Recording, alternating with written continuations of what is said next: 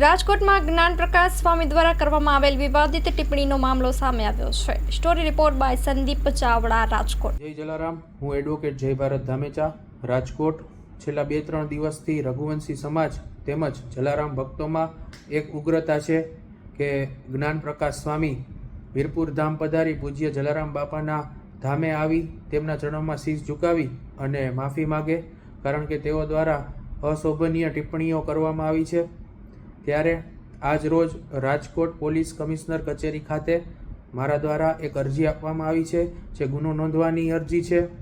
આ અરજીમાં ભારતીય ન્યાય સંહિતાની કલમ 298, 299, 302 અને 356 મુજબની કલમ હેઠળ ગુનો નોંધવા મેં કમિશનર સાહેબ શ્રીની કચેરીએ આજરોજ અરજી આપી છે, જેમાં કોઈ પણ ધાર્મિક લાગણીઓ અથવા તો ભાવનાઓને ઠેસ પહોંચાડવાની કલમ છે, કોઈ ધાર્મિક સ્થળ, દેવી દેવતાઓ, ઈષ્ટદેવ, કુલ દેવતાઓનું અપમાન જ્યારે કરવામાં જાણી જોઈને આવતું હોય છે ત્યારે આ કૃત્યને અપરાધ કહી શકાય તેવી કલમો પણ આપણે આમાં મેં અરજીમાં સામેલ કરેલી છે, જેનો ગુના નોંધવા મેં સાહેબને અરજીમાં દર્શાવેલું છે કે આપ આ અરજી સ્વીકારી તેમના પર ગુનો નોંધો।